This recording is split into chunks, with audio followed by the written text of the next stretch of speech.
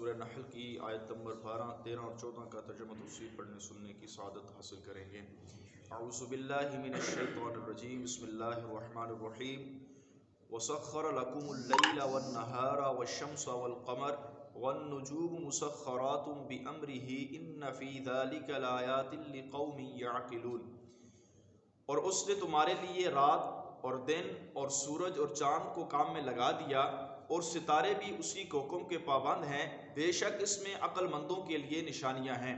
اس سے پہلی آیت میں اللہ تبارک و تعالیٰ نے ان نعمتوں کا ذکر فرمایا جو عالم سفلی یعنی زمین اور اس پر تمام چیزیں موجود ہیں، اور اس آیت کے اندر اللہ تبارک و تعالیٰ نے ان نعمتوں کو بیان فرمایا جو عالم علوی یعنی بادلوں، آسمانوں اور ان میں تمام تر چیزیں موجود ہیں۔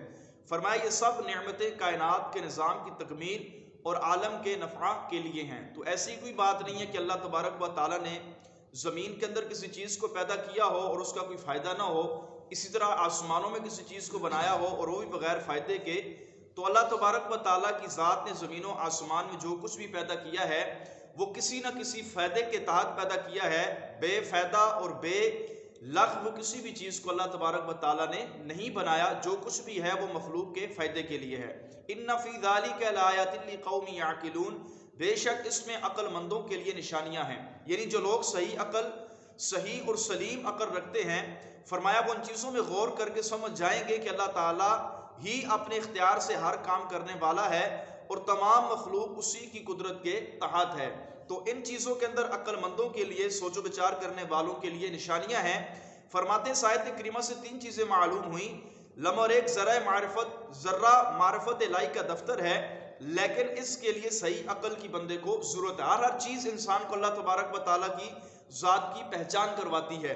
اسی طرح اللہ تبارک و تعالیٰ کے نزدیک وہی عقل اچھی ہے جو اللہ تبارک و تعالیٰ کو پہچاننے، جبکہ جو عقل اس کی معرفت تک انسان کو نہ لے کر جائے وہ بے عقلی ہے۔ اسی طرح فرماتے ہیں علم طب، ریاضی و فلکیات وغیرہ بہت ہی عمدہ و اعلیٰ علوم ہیں کہ ان سے انسان کو اللہ تبارک و تعالیٰ کی معرفت میں مدد حاصل ہوتی ہے۔ وَمَا ذَرَأَ لَكُمْ فِي الْأَرْضِ مُخْتَلِفًا أَلْوَانُهُ إِنَّ فِي ذَلِكَ لَآيَاتٍ لِقَوْمٍ يَذَّكَّرُونَ، اور اس نے تمہارے کام میں لگا دیں وہ مختلف رنگوں والی چیزیں جو اس نے تمہارے لیے زمین میں پیدا کی، بے شک اس میں نصیحت ماننے والوں کے لیے نشانیاں ہیں۔ فرماتے ہیں اللہ تبارک و تعالیٰ نے انہیں بھی تمہارے کام پر لگا دیا جو اس نے تمہارے لیے زمین میں حیوانات، درخت، پھل وغیرہ پیدا کیے، اور وہ اپنی کثیر تعداد کے باوجود خلقت، حیت اور کیفیت اور رنگ میں مختلف ہیں، حتیٰ کہ ان میں سے کوئی مکمل طور پر دوسرے کی طرح نہیں ہوتا۔ اس میں بھی فرماتے ہیں اللہ تبارک و تعالیٰ کی قدرت کے کمال پر ایک بہت بڑی دلیل ہے۔ درخت تو بہت سارے ہیں، لیکن درخت ہونے کے اعتبار سے تو سب ایک ہیں، لیکن ان کے ذائقے، ان کے رنگ، پھر پھل جو ہیں، ہر درخت کا اپنا اپنا ہے، ذائقہ اپنا اپنا ہے، لکڑی کی اپنی اپنی اقسام ہیں۔ فرماتے ہیں یہ تمام کی تمام چیزیں بھی اللہ تبارک و تعالیٰ کی قدرت پر ایک بہت بڑی جو ہے وہ دلیل ہیں۔ وَهُوَ الَّذِي سَخَّرَ الْبَحْرَ لِتَأْكُلُوا مِنْهُ لَحْمًا طَرِيًّا وَتَسْتَخْرِجُوا مِنْهُ حِلْيَةً تَلْبَسُونَهَا وَتَرَى الْفُلْكَ مَوَاخِرَ فِيهِ وَلِتَبْتَغُوا مِنْ فَضْلِهِ وَلَعَلَّكُمْ تَشْكُرُونَ، اور وہی ہے جس نے سمندر تمہارے قابو میں دے دیے تاکہ تم اس میں سے تازہ گوشت کھاؤ، اور تم اس سے زیور نکالو جسے تم پہنتے ہو، اور اس میں کشتیاں دیکھتے ہو کہ پانی کو چیرتی ہوئی چلتی ہیں، اس لیے کہ تم اس کا فضل تلاش کرو تاکہ تم اس کا شکر ادا کرو۔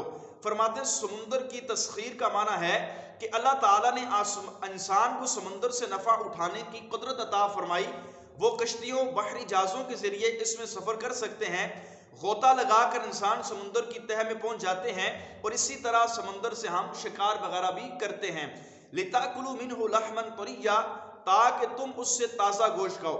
سمندر میں انسانوں کے لیے بے شمار فوائد ہیں، ان میں سے تین چیزیں اللہ تبارک و تعالیٰ نے اس آیت میں بیان فرمائی۔ فرمایا کہ تم اس سے تازہ گوشت کھاتے ہو، اس سے مراد مچھلی ہے۔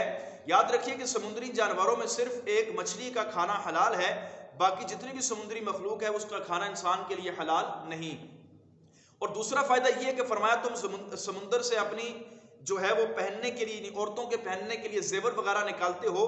اسی طرح فرمایا تم سمندر میں کشتیوں کے ذریعے سفر کر کے پانی کو چیرتے ہوئے جو چلتی ہیں، اس تمام کی تمام چیزوں میں فرمایا تم اپنے رب کا فضل جو ہے وہ ڈھونڈو، یعنی اگر تم میں سے کوئی سمندر پر جائے اور وہ دیکھے کہ ہوا کا رخ ایک طرف ہونے کے باوجود کشتیاں پانی کو چیرتی ہوئی جا رہی ہیں تو فرمایا یہ تمہارے اوپر تمہارے رب کا بہت بڑا فضل ہے کہ یہ ساری کی ساری چیزیں اللہ نے تمہارے قابو میں دے دیں وَلِتَبْتَغُوا مِنْ فَضْلِهِ تاکہ تم اپنے رب کا فضل تلاش کرو اور اپنے رب کی طرف سے ملنے والی نعمتوں پر اپنے رب کا شکر ادا کرو۔ اللہ کریم کی بارگاہ میں دعا ہے اللہ تعالی ہم سب کو ہر حال میں اپنی نعمتوں پر شکر ادا کرتے رہنے کی توفیق عطا فرمائے، آمین بجاہ النبی الکریم صلی اللہ علیہ وسلم۔